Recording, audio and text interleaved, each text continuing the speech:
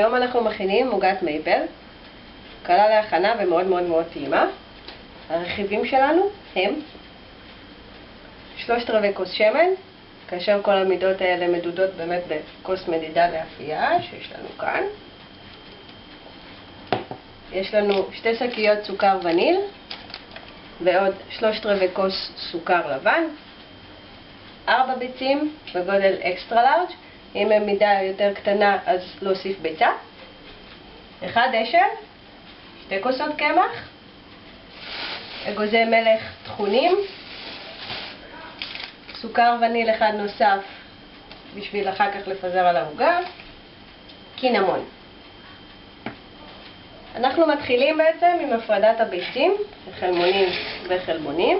אוקיי, אז יש לנו כאן באמת 4 חלמונים מופרדים מהחלבונים. זהירות כמובן שלא ייכנס שום חלמון לתוך החלבון שלנו, אחרת זה לא יוקצב כמו שצריך. לחלבונים אני מוסיפה טיפה למים, ממש מעט מעט, זה עושה את העוגה קצת יותר אוורירית. ולמיקסר,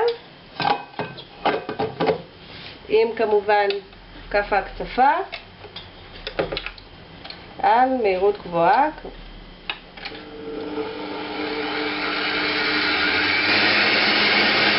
בעוד החלבונים הופכים לקצף, אנחנו ניקח את 3/4 כוס סוכר שלנו, נוסיף להם 2 סוכר וניל ונלך להוסיף לחלבונים.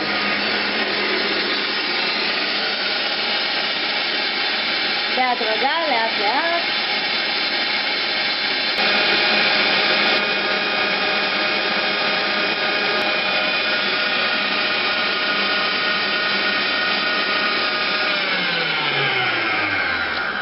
אוקיי, בואו נראה איך יוצא הקצף שלנו.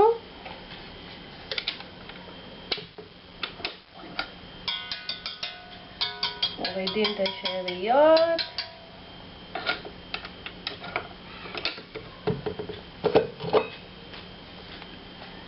זה הקצף שיצא לנו, כמו שאנחנו רואים הוא מאוד מאוד יציב, ואם נהפוך את הקערה הוא לא ייפול. לוקחים את זה אלינו חזרה, מניחים רגע בצד. לבינתיים, אל החלמונים שמקודם הפרדנו, מוסיפים 3/4 כוס שמן ואשל אחד. אוקיי, קצת אחרי שערבבנו את התערובות, נחזיר את התערובת הזו לקערת המיקסר, לתוך הקצף. הפעם החזרנו למיקסר יחד עם המגן, שאנחנו הולכים להוסיף קמח, אז שלא יעוף. הפעם באמת על מהירות נמוכה, התערובת לאט לאט מתאחדת. מוסיפים 2 כוסות הקמח.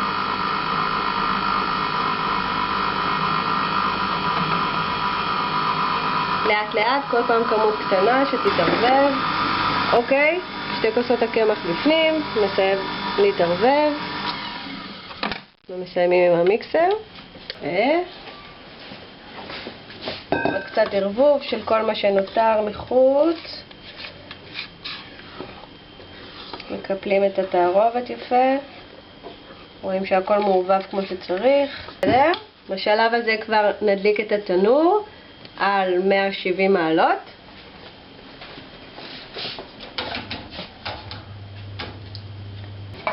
הכמות שהכנו מספיקה ל2 תבניות. סיליקון אני משמנת טיפה כדי שהעוגה לא תדבק.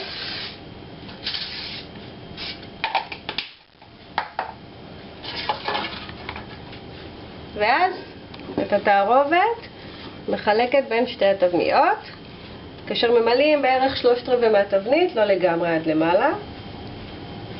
אוקיי, התערובת שלנו חולקה ל2 התבניות. ועכשיו אנחנו נפזר מעל הרבה דברים טובים וטעימים. אגוזי מלח טחונים, אפשר דק דק דק, אפשר קצת ככה, קצת ככה, איך שאוהבים.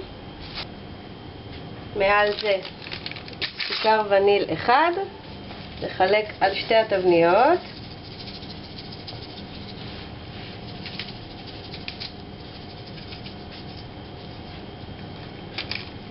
ומעט קינמון, קצת לפזר מעל.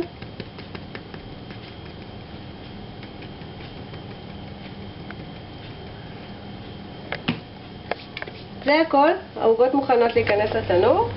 אוקיי, הריח נפלא, נבדוק מה קורה. הטבע שלהם כבר שחום, הם טפחו נורא יפה. קסם נקי. נהדר, אפשר להוציא. ועכשיו, המרכיב הכי חשוב, מייפל. איך שהעוגה יוצאת, כל עוד היא חמה, נפזר מעל, טוב, על כל הכיוונים.